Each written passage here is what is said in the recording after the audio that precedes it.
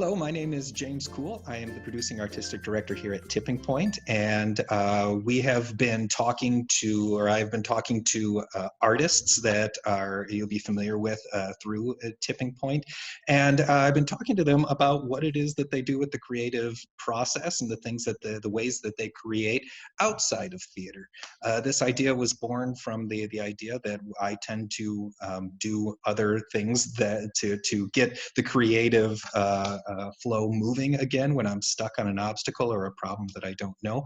And it's really kind of amazing to me how it is that you just pick something up and attempt to do it or to create, and how that is a ripple effect towards other things in your life.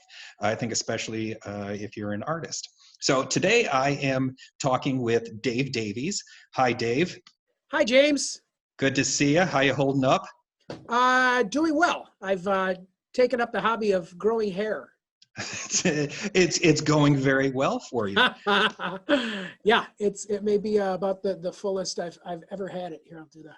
And would you say that your inspiration comes from anyone you might know at all? Well, while I don't know Santa Claus personally, I'm thinking by mid-December, end of No, it's November, good. it could be. It's gonna be a good gig there. It's gonna be a good gig for you. I can tell. That's right. So we're talking with Dave because many of our Tipping Point audiences are going to recognize Dave from any number of any number of shows. I think anyway, Dave, that there's only been one season since we opened that you haven't acted in a show. Is that every other season you've been in? Is that right? I believe that's true. I think, and the one I didn't act in was one I directed in, if I'm not mistaken. Yeah. Yep. Yeah. Yeah. I've been super fortunate in that regard. Yes. And is there a particular Tipping Point show that jumps out to you as a memorable one? Oh, wow. I do think Impossibility of Now was about the most comfortable fit of a role I've ever had, possibly. It was like I looked most forward to, but just about all of them to some degree. Like certainly Sexy Laundry was a lot of fun. Mm-hmm. The one we just did, 39 Steps, was just an absolute blast. It, the 10 minutes that show lasted is what it felt like, because it just went by so fast. That would be, I'd have to say that might be, an interview in itself. We get the cast together and do a big Zoom call, because the creative process and the problem solving that went into that particular show was absolutely incredible. Like the ideas that came in and the refinement, It totally reminded me of the movie Apollo 13, where the guy walks in with all the junk and throws it on a table and goes, "This is what they've got up there. We need to figure out how to get them home with this." And it's how that show was done. It's like we're looking at 4 boxes going, "This is what they have on stage. How do we do all this stuff in a train with just these 4 boxes?" You're like, take off your socks. Yeah. It was just figure that out. It was so fun.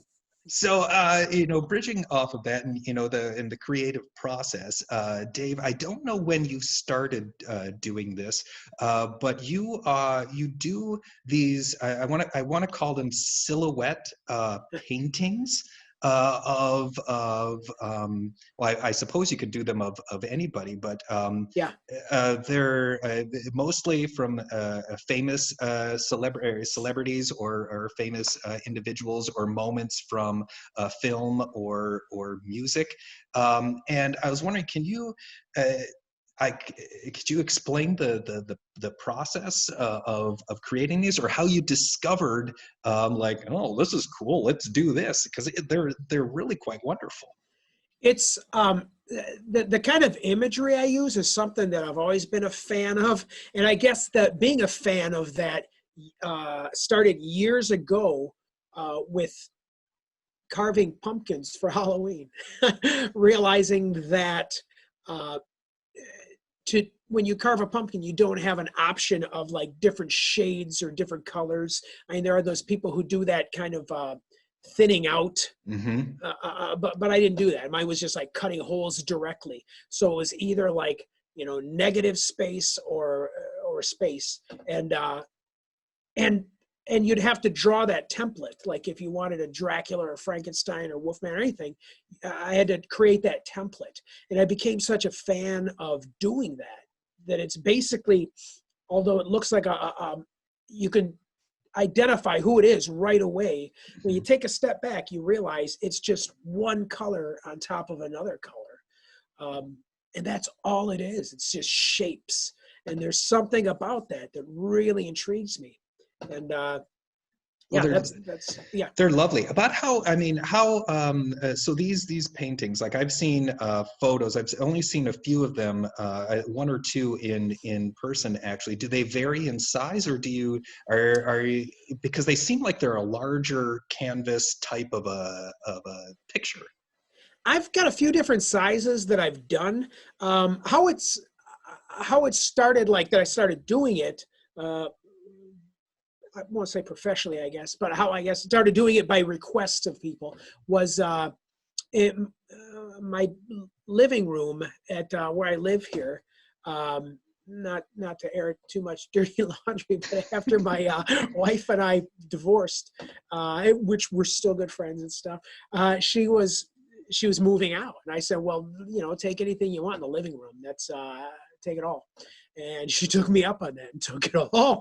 And I came home and it was like so bare. And I was like, wow, I really need to spruce this place up. So I got some furniture, and the walls were so blank that I just got these like 3 foot by 3 foot canvases, 3 of them, and just painted my comedy trifecta, which was John Cleese of Monty Python, Steve Martin, and George Carlin. And I got big paintings up in my living room in that style. And as people came over and visited and saw photos of it and stuff, they were all like, oh, wow, how is it you do that? I was like, well, yeah, I could do you one. And started doing them as requests. And then I started to get enough of them where it was like, wow, people are kind of into this. Now, do you,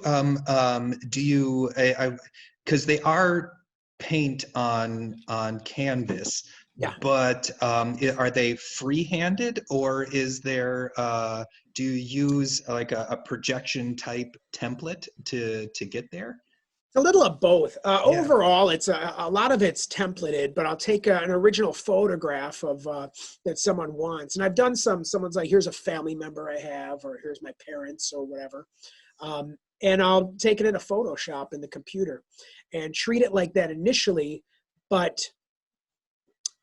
then I've got to go in and manually tweak a lot of things to make it live more comfortably in that kind of imagery, and rather than get like a lot of little dots or unconnected shapes, you got to figure out how to strategically shape them, pull them together to make it possible to, paint. Right. Yeah, no, exactly. But that's the same way. That's that same sort of like process. Like, I think that pumpkin imagery is really fantastic, because with the pumpkin, you can't do every everybody thing. You just got to kind of, you got to go like, nope, they get a big ear. Like, and you can't do like a, if you were to carve a thick letter O in a pumpkin, you could cut the outside, but now all you've got is a big hole. So you've got to find a way to like connect it to that inside and almost make it like a target looking thing, Yeah. But it's got everything cut has to connect to everything not cut. Look, and so I'm wondering, because you have a couple of them where if anybody has seen Schindler's List, the girl in the red dress, about how everything is black and white, and then you have that one pop of color, and you have a couple of them, your David Bowie, and I think that there's Heath Ledger as the Joker, where you just have that one pop of color in there that really make it. How did that evolution come about? Just drop some paint on there on accident. And you're like, color. Yeah, it's like, yeah, I bled on one. This red works great. No, nothing so dramatic. I did have with like, say I've got the Heath Ledger Joker one that he has the red lips, and the reason that was I tried it just black and white, and like I say, you can't do different shades, so any resemblance of his mouth got lost in all the paint that was around it, because that red can only be black if you're doing one color on top of another. And I thought, this isn't working at all, but I really want to do this image. So I just had the idea like, I bet if I threw that down in red, then I could do the black on top of it. Yeah. And then after, and I thought that worked really well. And then after, it did. Like it's wonderful. Cool.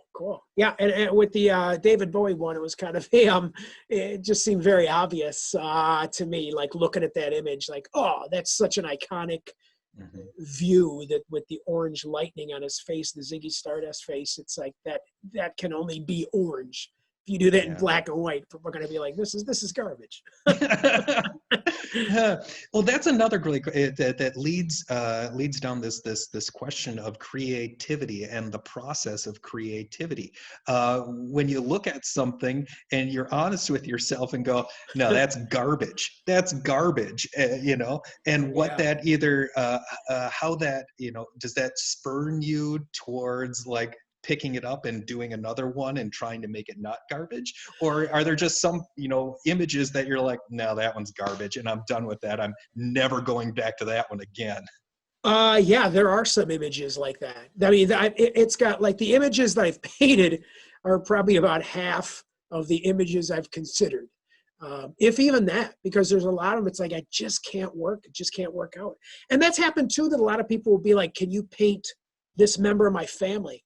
And if it's a photograph that doesn't cater to that kind of style, which a lot of them don't, and I've told people up front, it's like, look, this is the best I can do. What I'm sending you is the best I can make out of this. In my opinion, it's not worth doing. And some, to their credit, have been like, well, I think it's worth doing. Okay, let's do it. That's great. But for the most part, they do take my word for it. It's like, you're right. Okay. I'm like, no hard feelings. I tell them up front, it might not work. There was one who had an image of a dog she used to have that was a white dog. And the photo she sent me was just like a couple eyes and a nose, and that's all you saw. And I told her, I said back, it's like, look, it's just going to be these 3 dots floating on a canvas. That maybe you've got like a little niece or nephew that can do that, because I don't think it's worth. Yeah. Is there a place where people could go to look at like the images that you might have for sale? Because you do have these for sale. I do have them, and it's or is this more of like you got to know a guy? You got to know a guy to get to. A guy who knows a guy who knows who knows me. That it's. I had an Etsy page for a while, but it just wasn't working. Like, I was getting more business off from not that page, but it was just too far in between. I did have one guy from Australia ordered like 4 paintings, all different David Bowie paintings, and that was really fun to do. But besides that, so I used to have it on Etsy. You could go and look at them, but I don't now. I've got some up on my Facebook page, but so the short answer is no. But that's a certain kind of commodity to get a Dave Davies original. You got to know a guy who knows a guy. So that kind of is, because it's not. For a while I considered doing like, this would be a cool business to do, celebrity paintings, I think I called it. I even got a plaque somewhere that's advertised, because I'd done a couple art fairs with them. But overall, it was the kind of thing like, I just wasn't into the business of it as much as someone I know would be like, hey, do you still do those? And I'd be like, yeah, what are you looking for? And because there's a lot of back and forth. it's people usually requesting paintings, and that's why doing them so far ahead. Like I'll level with you. I've got I've got behind me right now, oddly enough, all these paintings sitting. Look at that, James. Yeah, that's fantastic. Yeah. Yeah, I've got a like, I don't know, 20 something of them sitting behind me right now. That when I put them up on Etsy, the ones I'd already done weren't selling very well. People wanted like The stuff that they wanted. The creative process, when inspiration hits, like creating because you're inspired versus creating because you have a job to do, and the differences between those two moments or those two elements of things. Yes, that's very much true. I mean, like I told you, they were the first three I created for myself. And that was just out of just wanting to do that and thinking this could look pretty cool. And are they still your favorites, like by chance, or have some that have been like, you got to go to work, time to paint the paintings that you've created something you're like, whoa, that's decent. It was the first ones. I look at them now; they're still hanging in my living room, and I've actually got a fourth one, one of Bill Murray. That I did for Diane, my wife. So we got, the comedy of four up there. But I look at those first ones and it's like, I've learned a lot of things since then. I think they're a lot more simple than many of them ended up being.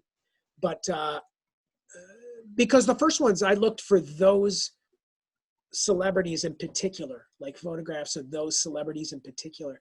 And I think since then, a lot of the ones I've done on my own have been, wow, that's a really great photograph of this person. It's got the perfect contrast, which when you can find a photo with great contrast, that's what works best in this format. Yeah. Like, pull another one. Like, this is, there we go, Judy Garland.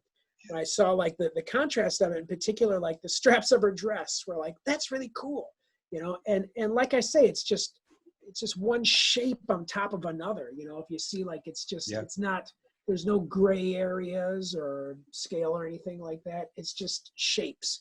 And when you put it all together, it becomes absolutely clear exactly who that is and what that's from.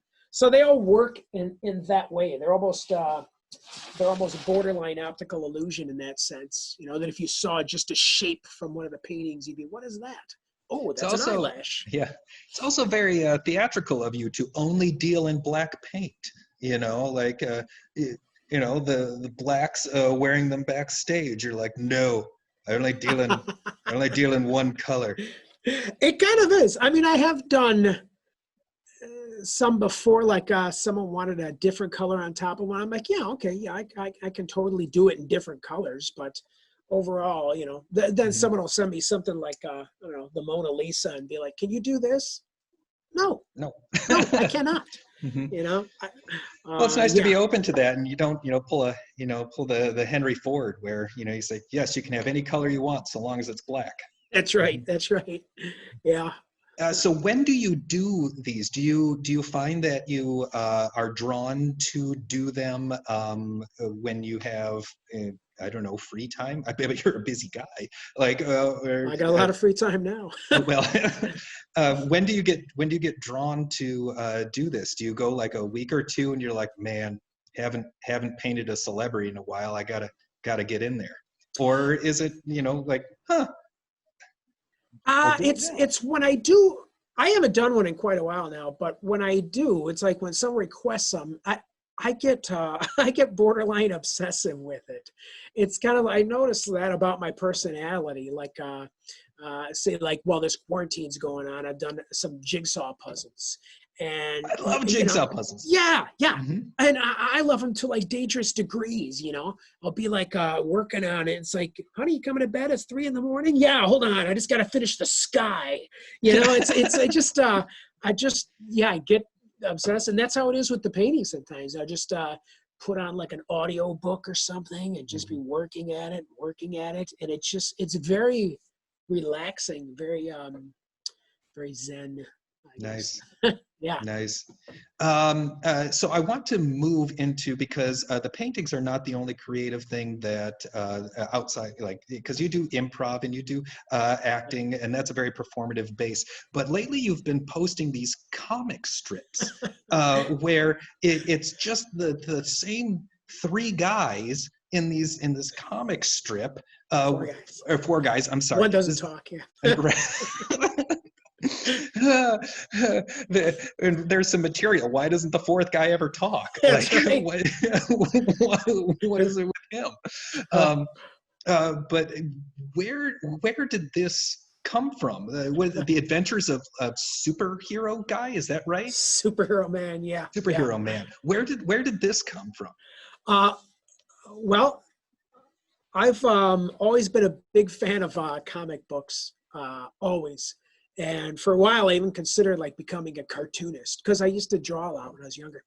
And I wanted to create my own comic books. And as a kid, I did some here and there and stuff, and that was kind of fun. But to this day, I still read quite a few of them. And I was reading this one from, I think, like 1940, Hit Comics, this character called the Bee, or the Red Bee, or something like that. Mm-hmm. And it was just so, the art style was... Hornet. Yeah, there you go. Yeah, it was. Yeah, that would be the modern day equivalent. Yeah. But he was just a guy in like striped tights, who in a Robin mask, you know. But as I'm reading the comic, there's this one panel on one of the pages that is that image of the four guys standing there, and while all the action is happening outside of the panel, they're all looking like big-eyed, going, oh my gosh, he's jumped off the plane. Now he's getting into the car. Now he's driving it and dragging someone behind him. And it's, as an actor, you know, like one of the first rules you always learn is, or improvise, or also, is that don't tell, show. You know, people would rather see it happening than just hear about it. Yeah. And this panel was 100% people talking about it without seeing what was going on. When you're in like one of the very few mediums where you could show anything, you know, it's just someone going, oh no, their arms are popping off. Now they're becoming invisible. Now they're, you know, and all these things. And it just made me laugh to the point where I thought, I wonder how far you could take something like that. So I took that one panel and made it repeat.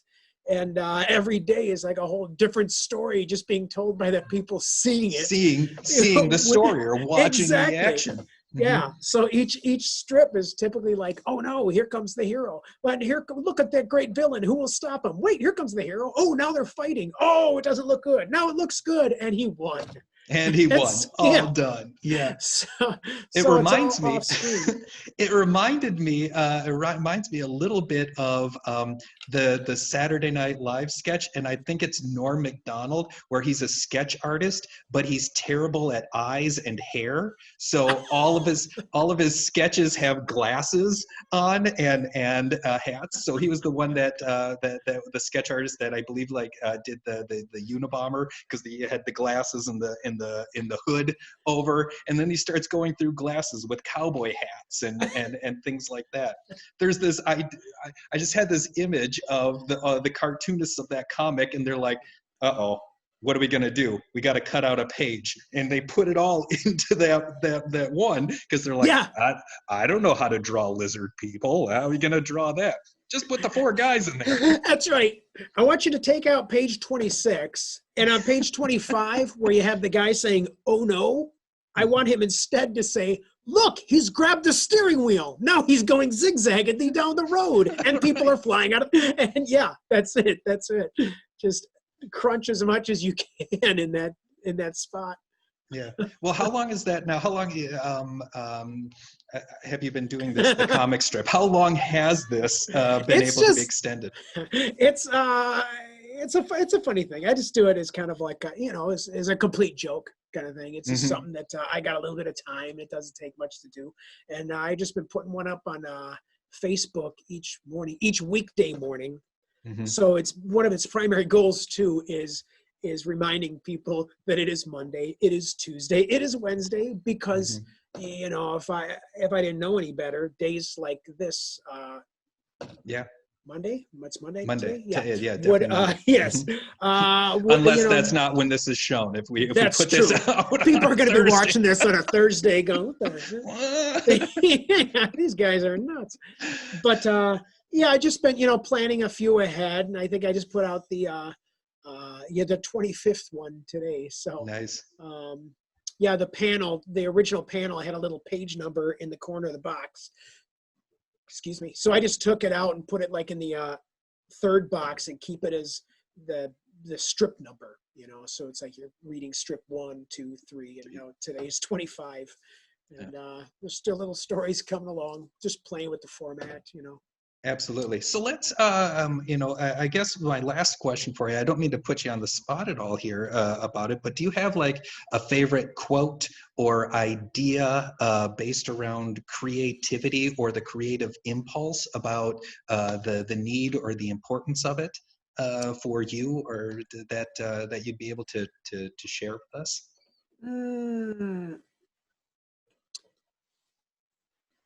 Or maybe a light bulb moment for you where it was like, oh no, I did just create something from nothing. I guess I have a line that motivates me that is always in the back of my mind, one that I really like a lot. It's from Viola Spolin, who, if you're a fan of improv at all or a student of improv at all, you know about Viola Spolin. And if you don't know, she's certainly one to be Googling.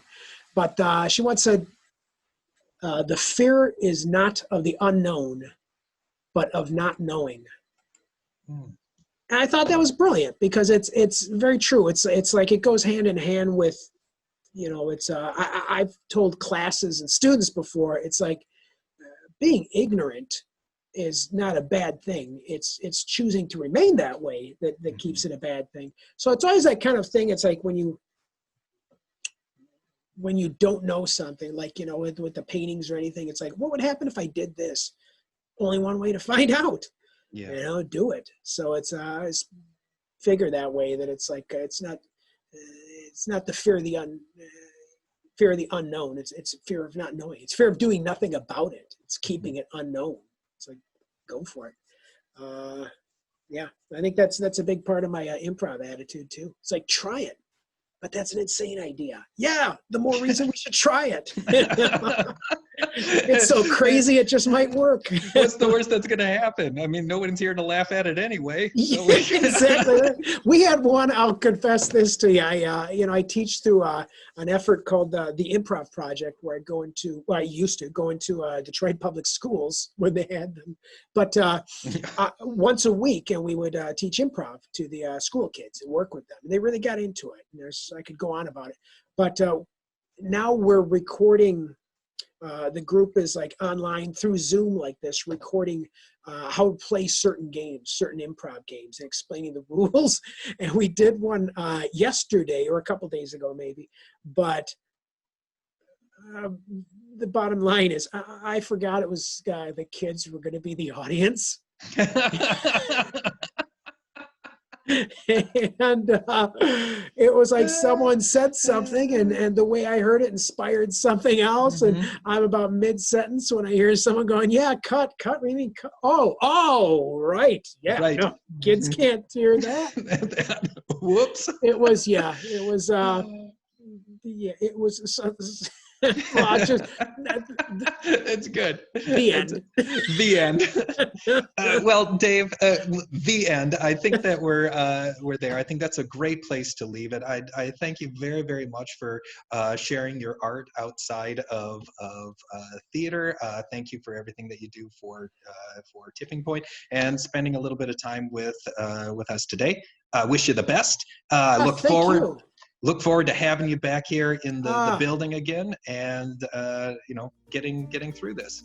I can't wait. I know it hasn't been very long since the last show, but maybe it's because of the conditions and stuff. It feels like an eternity, and I hope I get to see you guys and all the people who fill that place, the audiences who are just awesome.